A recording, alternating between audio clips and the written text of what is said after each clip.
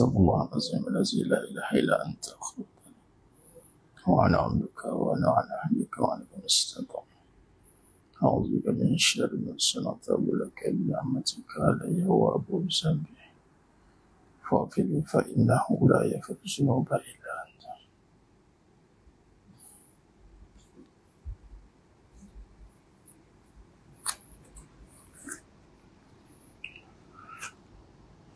Assalamualaikum warahmatullahi wabarakatuh.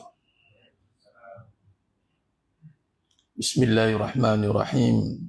Innal hamdalillah nahmaduhu wa nasta'inuhu wa nastaghfiruh. Wa na'udzu billahi min shururi anfusina wa min sayyiati a'malina. May yahdihillahu fala mudilla lahu wa may yudlil fala hadiya lahu. Ashhadu an la ilaha illallah wahdahu la syarika lahu wa ashhadu anna Muhammadan 'abduhu wa rasuluh. Allahumma salli 'ala sayyidina Muhammad wa 'ala ali sayyidina Muhammad. Rabbi yassir wa la tu'assir bitammim bil khair. Rabbi shrah li sadri wa yassir li amri wahlul 'uqdatam min lisani yafqahu qawli. Allahumma aftah alaina hikmataka wa anshur alaina min khazaini rahmatika ya arhamar rahimin. Wallahu allazi la ilaha illa huwa alimul ghaibi wa syahada huwa rahmanur rahim. Wallahu allazi la ilaha illa huwa al-malikul quddus al-malikul quddus as-salamul mu'minul muhaiminul azizul jabbarul mutakabbir. Subhanallah amma yushrikun. Wallahul khaliqul bari'ul musawwir lahul asma'ul husna. Yusabbihu lahu ma fis samawati wal ard. Wa huwal azizul hakim. Wala hawla wala quwwata illa billahil aliyyil azim.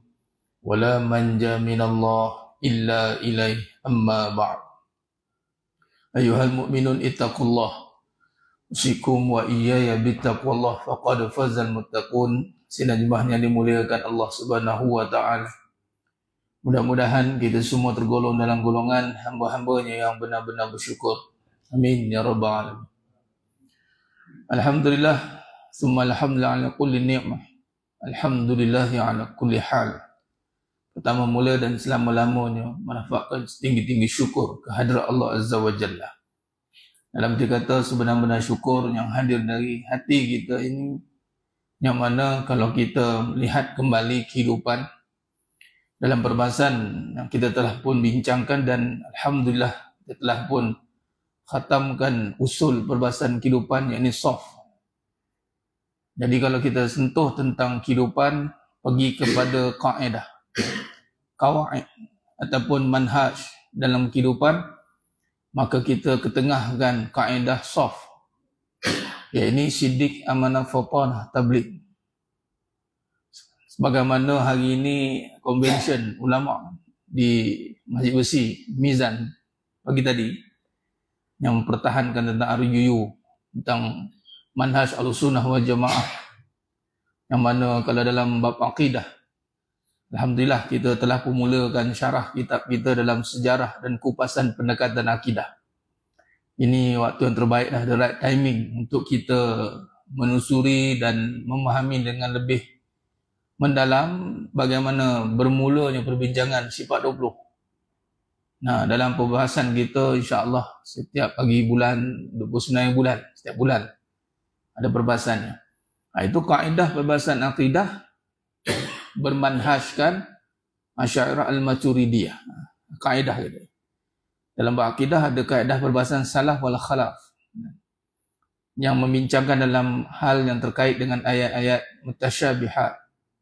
Atau kaedah di mana maksud kata sumber perbahasan itu akidah. Yang ini dipecah pada 3 perbahasan besar daripada hadis daripada Sayyidina Umar bin Khattab radhiyallahu anhu, daripada Jibril alaihissalam yang datang mengajarkan kepada kita akhbar ni al-iman, al-islam wal ihsan. Lepas itu pecah pada 3 perbahasan besar. Kerangka dalam perbahasan agama ni itu bermula dengan akidah, kemudian syariat, fikihnya, yang perbahasannya tentang mazhab, dan kita Syafi'iyah kita. Itu kaedah. Mazhab 4 yang muktabar tu kita Syafi'iyah. Kemudian dalam bab tasawuf, akhlak, diikut Al-Imam Al-Ghazali rahimahullah ta'ala. Tengok hari ini bagaimana cantiklah Imam Haramain datang mengimamkan di masjid negara dan masjid negeri. Cuba kita lihat dengan menjaharkan dengan kalimah basmalah. Kalau di sana tak baca, Maliki kita tak baca sunat. Kita Syafi'iyah jadi rukun, dan sebahagian ayat bismillah itu menjadi satu ayat dikira. Jadi bila masuk dalam setempat, tengok adabul ikhtilaf, adab ulama berhadapan dengan isu-isu khilafiyah. Boleh ya kalau kata aku imam Masjid Haram ni kan. Semua duk kiblat kat menghadap Kaabah. Datang Malaysia, tak apa, Kaabah juga kan. Dia pun ikut style dia. Tak? Nampak? Masuk tempat kita, Nusantara, Syafi'iyah. Meraihkan, itu adabul ikhtilaf. Berhadapan dengan ikhtilaf. Tapi itu semua dalam perbahasan kaedah atau manhaj. Sama dengan kaedah tentang akhlak pun ada manhaj, kaedah. Kalau tak ada kaedah, bermaksud dia tidak membahaskan ilmu itu. Ini ikut mana ni? Berakidah mana? Saya Al-Quran dan As-Sunnah. Itu sumber hukum. Tapi kaedah itu bagaimana kamu melihat Al-Quran? Bagaimana kaedah yang kamu bahaskan tentang Al-Quran? Apa kaedah yang dipegang? Ulumul Quran apa? Kaedah apa? Saya ada kaedah. Orang kata makan apa? Makan nasi. Saya bersumburkan beras katanya. Oh, sumbur beras terus ni. Bukan beras terus, padi tu. Saya bersumburkan padi tu. Memanglah padi. Tapi kaedah apa pakai? Jasmin ke, beras mati ke, beras wangi ke? Takkan tunggu-tunggu makan padi kot. Macam kalau makan padi tu. Itu bukan manusia dah tu. Macam itulah Al-Quran dan As-Sunnah. Ya betul. Itu sumber kita. Dalil yang qat'i. Apa kaedah kita? Itu maksudnya. Begitu juga kalau kita bincangkan tentang kehidupan. Apa kaedah kita pakai? Saya bersumberkan Islam. Saya orang Islam. Memang orang Islam. Kaedah apa pakai? Rupa-rupa dalam diam. Diikut kaedah. Kaedah Yahudi. Berfikir cara Yahudi. Abraham Maslow sebagai contoh. Seven Habits sebagai contoh. Banyak teori-teori. Law of attraction. The law of universe. What you give, you get back. The more you give, itu the more you get. Belum tentu semua tu. The more you give, not get back macam mana? Confirm ke dapat balik? Sayyidatina Khadijah radhiyallahu anha kubra. Bagi harta semua. Dapat balik tak? Tinggal tulang belulang. Mana teori kata bagi mesti dapat balik? Itu tak kaitkan dengan manhaj, kaedah, tauhid. Dalam perbahasan mungkinat, harus ya. Allah nak adakan balik apa yang kita hajat tu. Tak wajib ada kan. Sayyidina Abu Bakar Siddiq radhiyallahu an. Bagi harta tinggal apa? Allah dan Rasul. Ada riwayat cerita dapat ganda balik, berlipat-lipat ganda?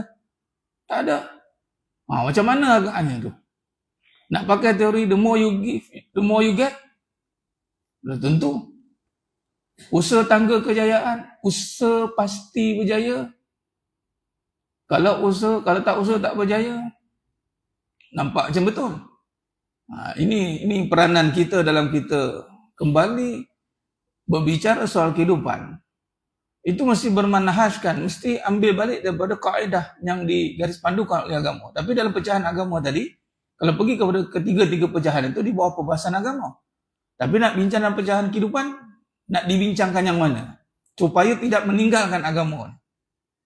Sebab orang akan ada pilihan kan, kehidupan dia nak cerita bab kehidupan dia bersandarkan agama atau tidak. Subjektif kan, macam subjek. Udahlah subjektif memang subjek dalam pelajaran pun. Boleh drop. Kalau SEM 1, kalau ambil universiti, ambil SEM 1, elektif, bukan teras. Masuk SEM 2 dah tak jumpa dah subjek tu. Kalau ambil yang mainstream agama, jumpalah. Kalau yang tak ambil, sampai ke sudah lah tak jumpa.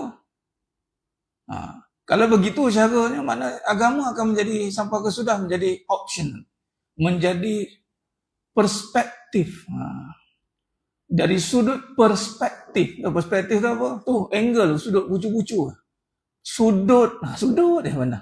Sudut agama. Kita tak nak agama tu hanya di sudut-sudut saja. Dia nak perbincangan agama itu menjadi teras dia. Bagaimana cara dia? Itulah kita bawa kembali kepada perbahasan. Kaedah kita ambil akhlak menjadi teras dalam perbahasan kehidupan. Kalau kehidupan, mandatorinya akhlak. Kehidupan. Sebab apa? Sebab itu yang menjadi parameter kita, KPI kita. Daripada akhlak inilah yang akan membezakan. Akhlakul karimah itu mesti bermula, mesti kafah, mesti diambil daripada akidah. Orang yang berakhlak yang mulia mesti berakidah yang benar. Sebab dia yakin Allah Maha melihat. Kalau dia yakin Allah Maha melihat, dia nak buat apa benda? Dia nak buat akhlak-akhlak yang buruk ke? Wallahi tidak. Ada perbahasan tasawuf, pembersihan hati, tak busuk hati, akhlak orang yang busuk hati. Apa dia? Susah tengok orang senang, senang tengok orang susah. Itu tu.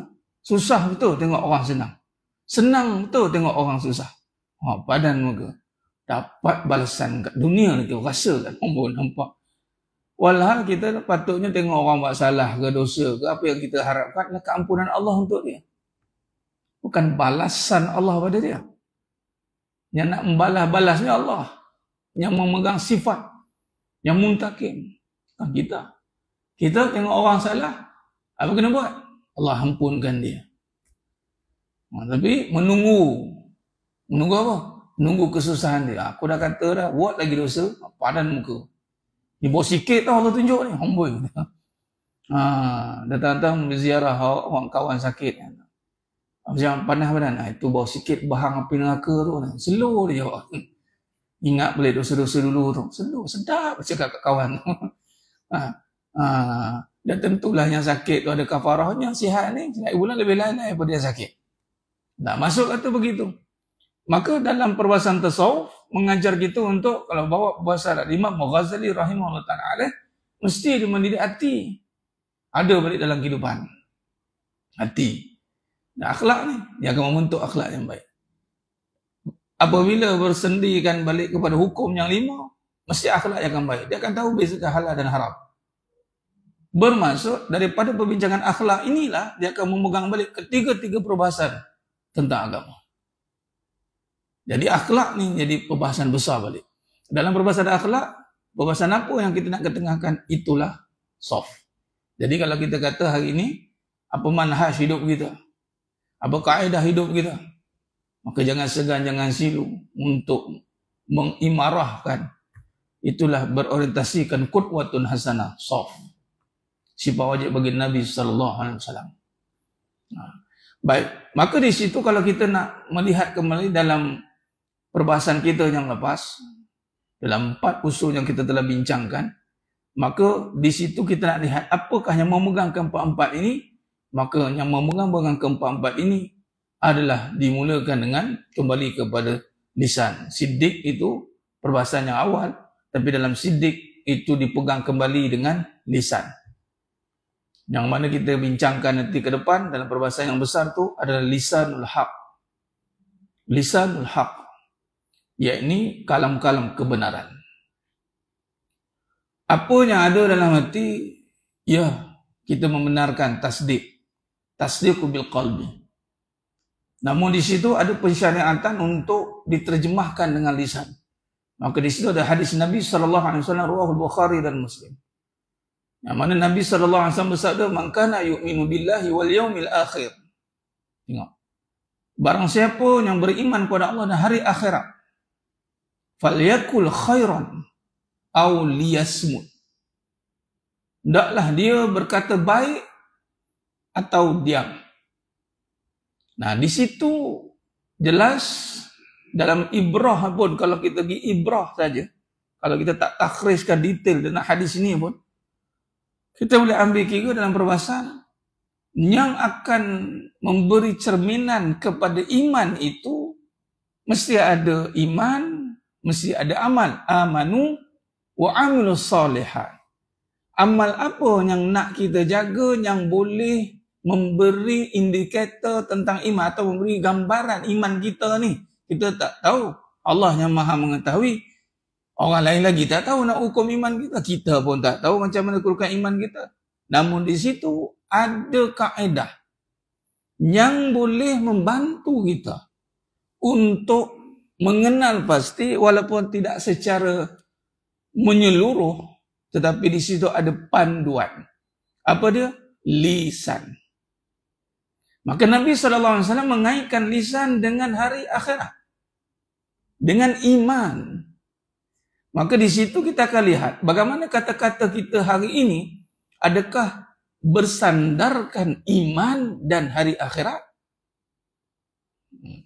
Bagai contoh, kalau kita lihat dalam perbahasan kehidupan yang mana sangat memerlukan kepada syarahan, penterjemahan, kupasan.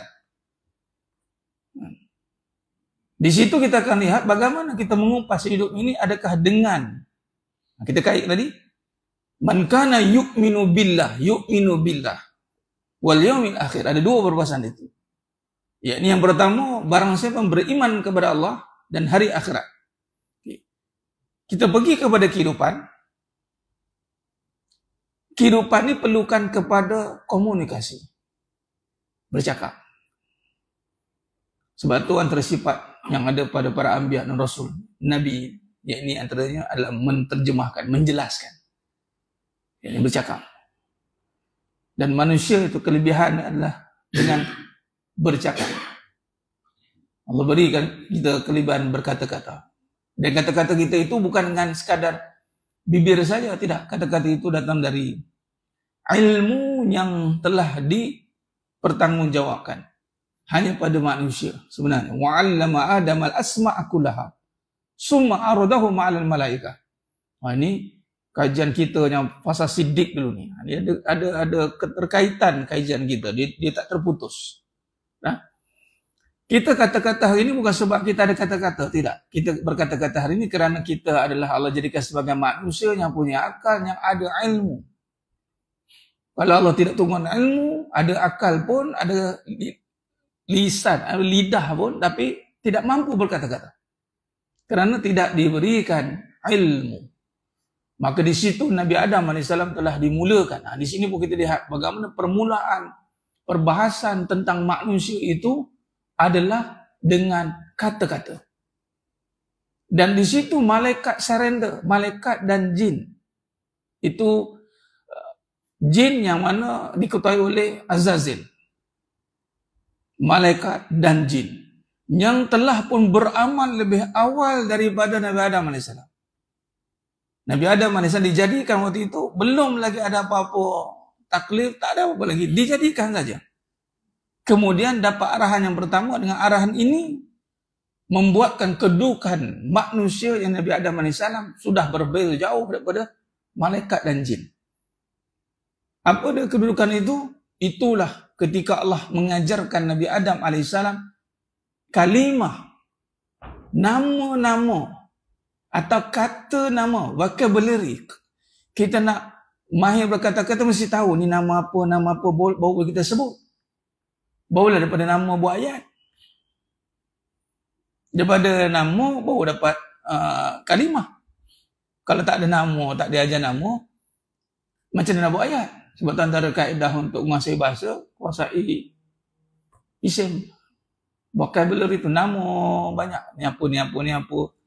Lagi banyak kita kuasai nama suatu perkara itu, maka banyaklah ayat yang kita boleh lakukan. Maka di situ, kata Syekh Ustamah Datuk Syukri Mufti Kelantan ketika perjumpaan 2013, lama lah, mensyarahkan, minta pendapat beliau dalam membincangan ayat Al-Baqarah ayat 31 ni. Beliau mengatakan bahawa ini adalah ayat kepada ibu bagi segala ilmu. Ibu dia. Sebab kalau tidak diajarkan kata-kata, maka sebagaimana malaikat yang ketika Allah suruh summa aradahum 'alal malaikah. Allah kata summa aradahum 'alal malaikah faqala anbi'uni bi asma'i haula'i in kuntum shadiqin.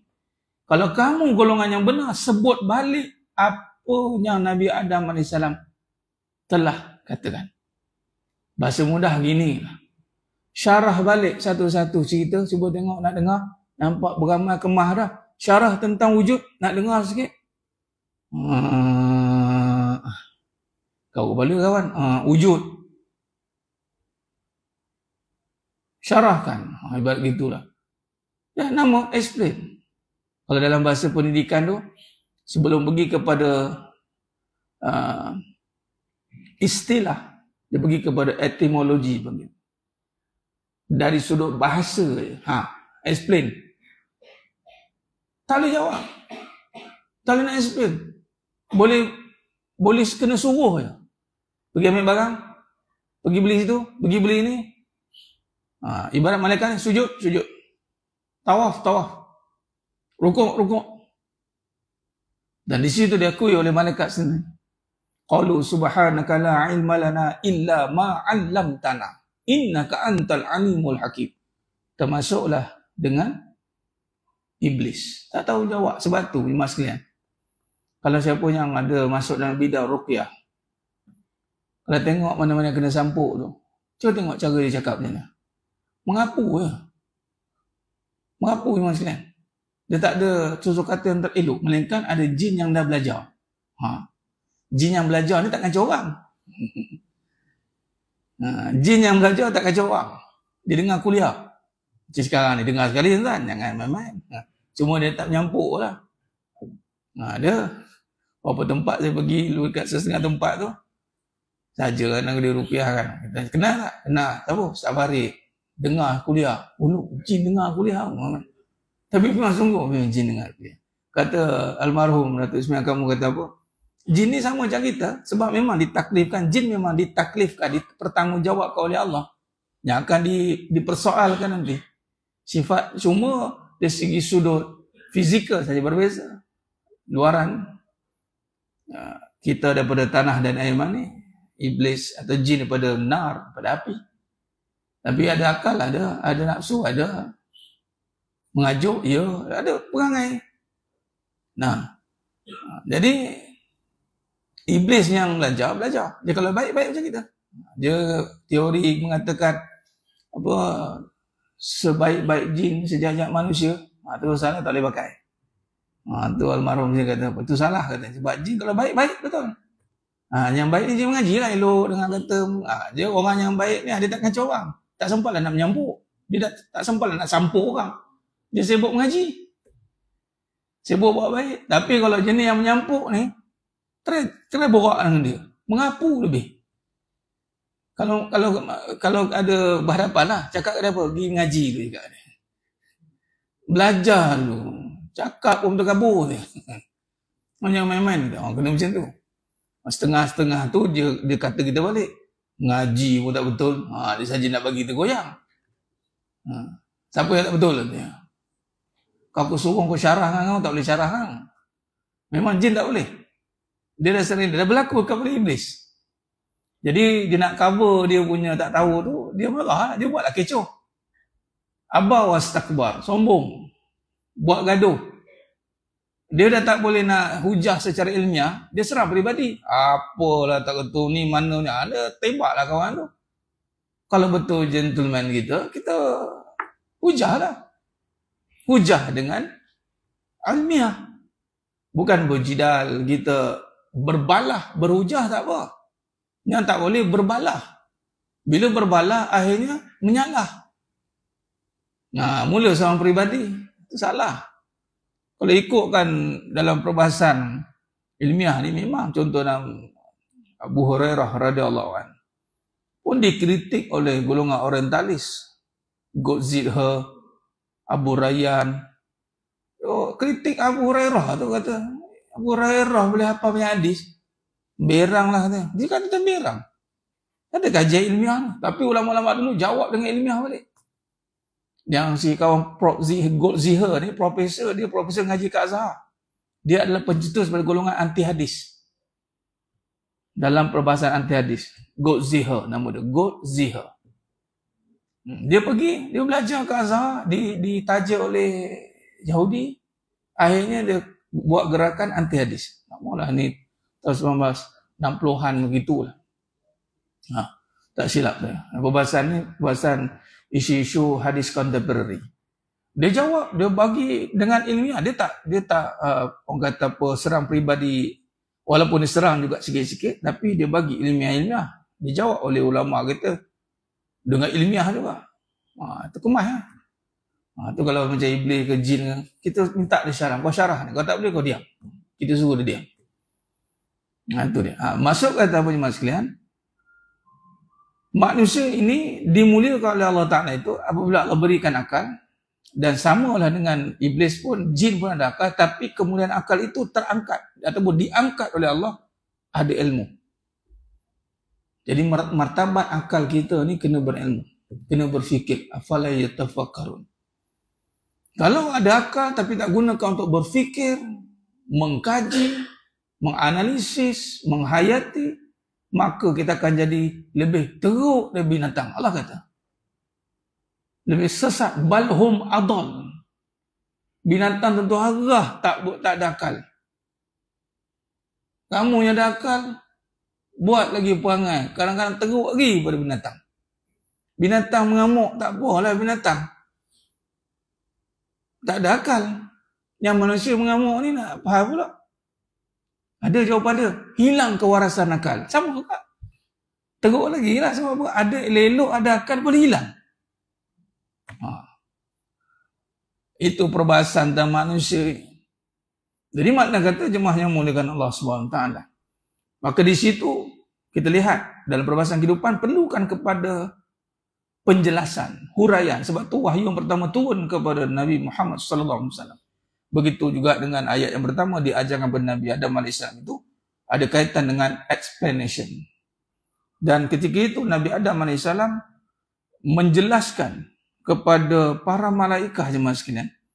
Allah suruh explain balik. Tadi kata Allah suruh malaikat explain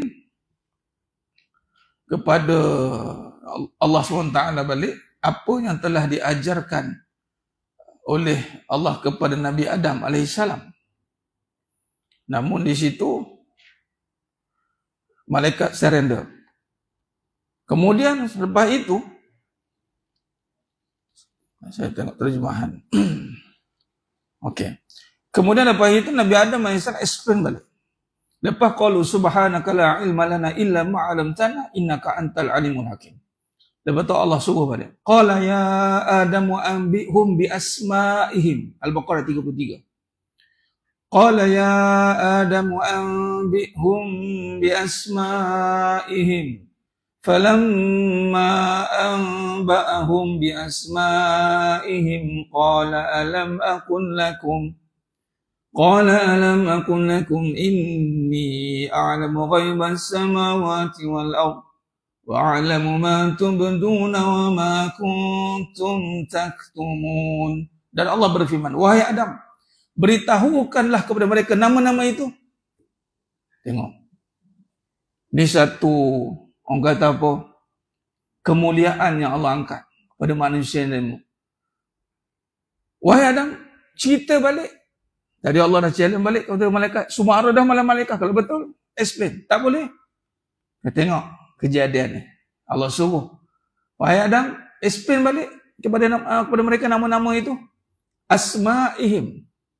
Setelah Nabi Adam menyebutkan nama-nama yang dia berfirman, nama-namanya dia berfirman. Setelah itu Nabi Adam explain baik seluruh nama-nama itu. Kemudian Allah berfirman, bukankah telah aku katakan kepadamu bahawa aku mengetahui rahsia langit dan bumi, dan aku mengetahui apa yang kamu nyatakan dan apa yang kamu sembunyikan. Makna kata tengok, mula-mula sekali amalan yang berlaku pada Nabi Adam AS itu adalah menjelaskan, memahamkan, maknanya ilmu. Malaikat, iblis, waktu itu belum iblis, Azazil, mungkin ratus juta tahun, tapi tak boleh nak potong ilmu. Sebab tu ilmu ni menjadi nadi kepada kepala bagi amalan. Dan ilmu membincangkan tentang kalam. Asma kalam-kalam ini. Dan disitulah nama-nama ni seluruh nama. Ulama masyarakat seluruh nama yang ada atas muka bumi. Seluruh nama. Ini kata tadi balik pada tu sebuah samah ada Syukri Mufti Kelantan. Dia kata apa? Ini ibu bagi ilmu. Nama-nama. Mana Allah ajar rahsia. Sir ni. Rahsia itulah. Okey. Sebab itu cuba kita fikir. Dalam bab ni kita berfikir. Dari mana pengasas nama gelas? Nama meja? Nama kayu balak? Tokek kayu balak pun dia tak mengasaskan nama kayu balak. Hanya kalau pergi kamu dewan tak ada. Ada dalam kamu dewan bahasa pengasas nama balak? Ada? Pengasas nama kayu? Tak ada. Cuba gitu. Dari mana ada nama tu? Itulah datang pada Allah. Itulah menunjukkan yang berkata-kata. Yang maha. Yang mempunyai. Bilafzi dengan lafaznya. Dengan rahsia ni. Allah kata. Inni a'lamu ghaibas samawati wal ard. Dan kita manusia yang dapat ilham.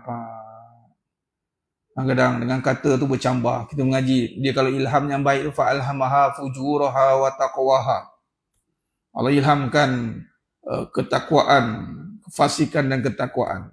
Kefasikan itu akan membawa pada keburukan. Ada juga kata-kata yang membawa keburukan. Dia mesti akan datang. Dengan kalam nafsi dalam hati. Bisik. Aku nak buat jahat. Dia bisik-bisik. Atau aku nak buat baik. Dia kata-kata. Dia tak ada sunyi. Dia duduk. Kita berdiam tu, walaupun mulut tidak berkata, tapi kita mendengar rintihan, luahan hati kita pula.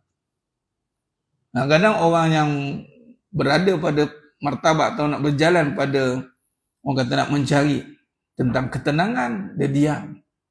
Tenang tu maksudnya dia nak tengok apa respon kata-kata hatinya. Bila dia diam, serabut aku. Aku tak boleh diam. Oh, dia tak boleh duduk diam. Dia keluar, dia buat-buat serabut. Sebab itu amalan bersuluk bertafakur je sekarang duduk diam. Ni tafakur ni consider bersuluk ni. Tapi consider lah kan. Kalau orang tengok pada luar tu kerah diam. Dia nyari-nyari tak pakai ridak sebab macam itu kan. Kalau pakai macam tu jadi dah tu. Ya, sambil angguk tu dia lah tu kan. Ada suara hati. Kalau suara hati tu serabut, tak boleh duduk macam ni. Tak boleh. Sebab tu antara ciri orang yang resah ni, dia akan terjemah dengan af'al perbuatan dengan bermunda mandi. Lu, kile, kulu, kile, kulu, kile. Kita pun tengok anak kita ni. Kau kenapa? Tak ada apa mak. Tak payah halang kau. Kau jalan tu aku tahu dah. Mak telik kan, bukan soal telik. Daripada lisanul haq. Aku mengaji dia. Kata-kata ni ada pada perbuatan, pada lisan. Lisan pula pada kalimah dengan hati. Kalau kita dah dengar suara hati kita itu, kita berdiam. Kalau suara hati kita membawa pada ilham, ketenangan, kita boleh tenang, duduk diam. Ya. Sebab tu banyaknya bertafakur, bersuluk, beriktikaf. Itu semua amalan-amalan yang nak tengok hati kita diam. Nak pula duduk seorang. Setengah orang kan dia ada, ni siapa yang buat kajian buatlah. Tapi setakat ni secara umum. Siapa yang ada permasalahan tentang gangguan perasaan, dia tak boleh duduk seorang. Dia kena berteman. Sebab apa? Sebab dia punya suara-suara tu dia mula kadang-kadang berhalusinasi. Keluar macam-macam. Dia belum lagi dengan bisikan-bisikan Yusuf Tayyub tu kan. Pergi sana kata. Dia biasalah tu. Halusinasi dengan kata-kata pada nafsi dia, dengan halusinasi dengan gangguan-gangguan kalau masuk dengan jin semua boleh kan. Dia kena berteman. Tapi kalau misal kata Allah bagi dia untuk memahami dengan dalam, dia boleh seorang. Boleh seorang duduk. Sebab tu banyaknya beruzlah seseorang. Nabi duduk seorang. Dia kata duduk seorang bukan tu dia ada masalah tu dah. Orang ada masalah takkan boleh duduk seorang.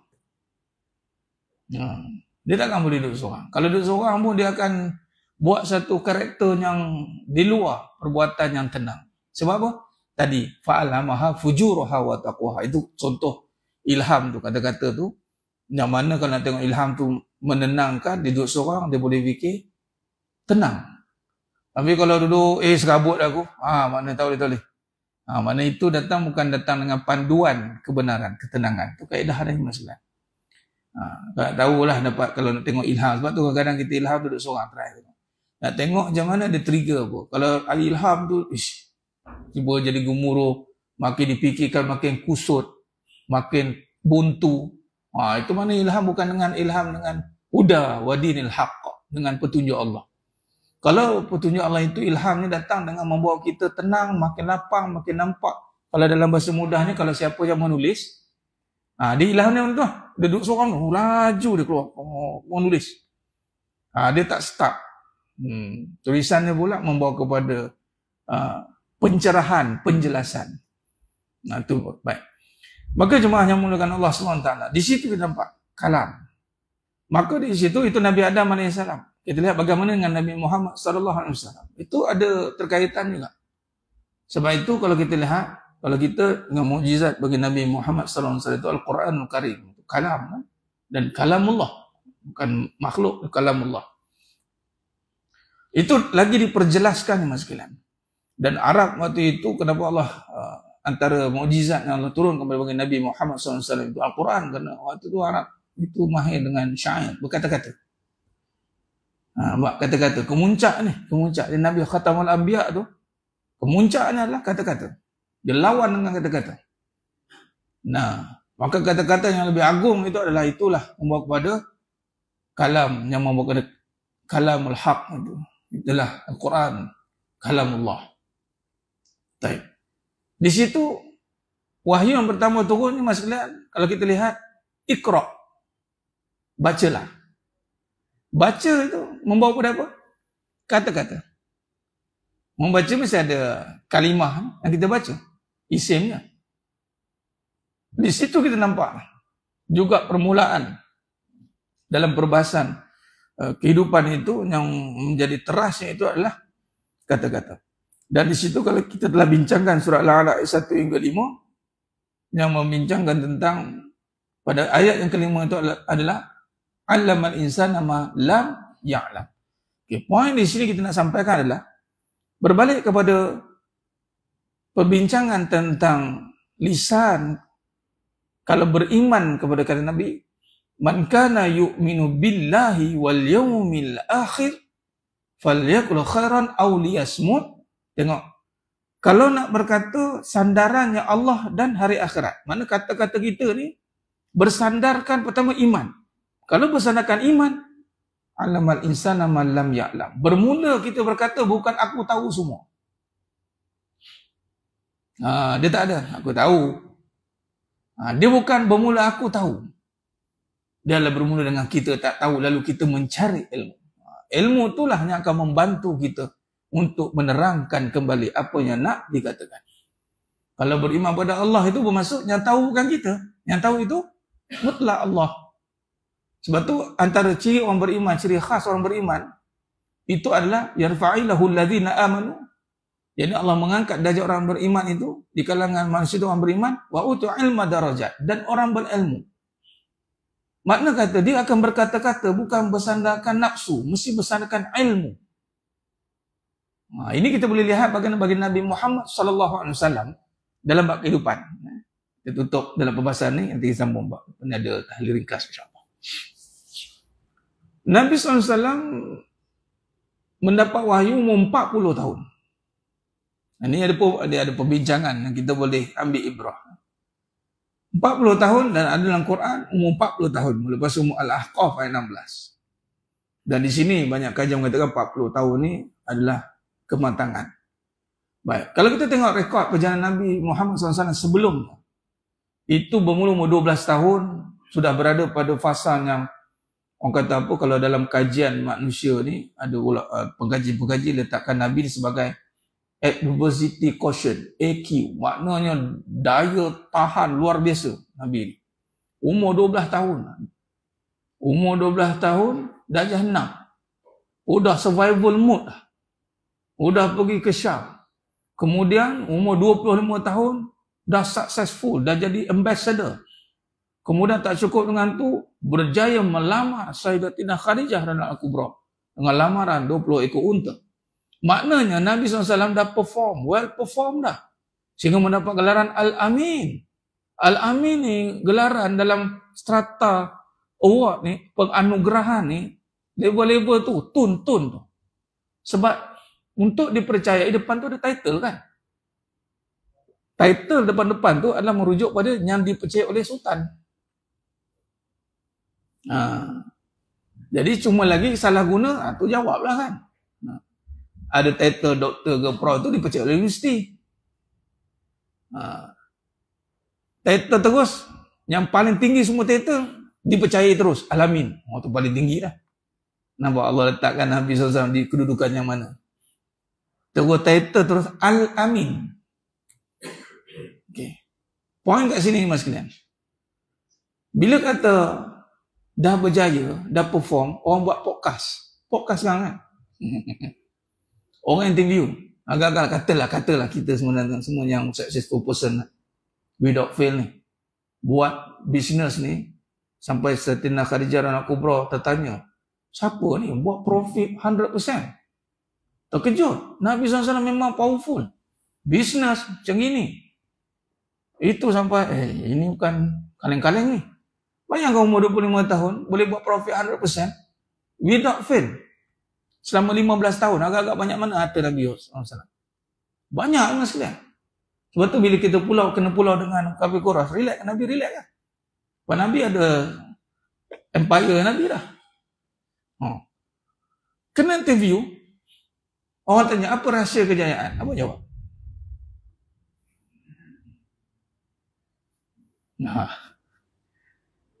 Nabi jawab, nama Allah. Ni berkata-kata, di saat itu umur 40 tahun, Nabi tak cerita pun pengalaman Nabi dulu. Oh, saya dulu orang yang berjaya, saya dah setakat bisnes ni cakap, ceruk mana tak pergi.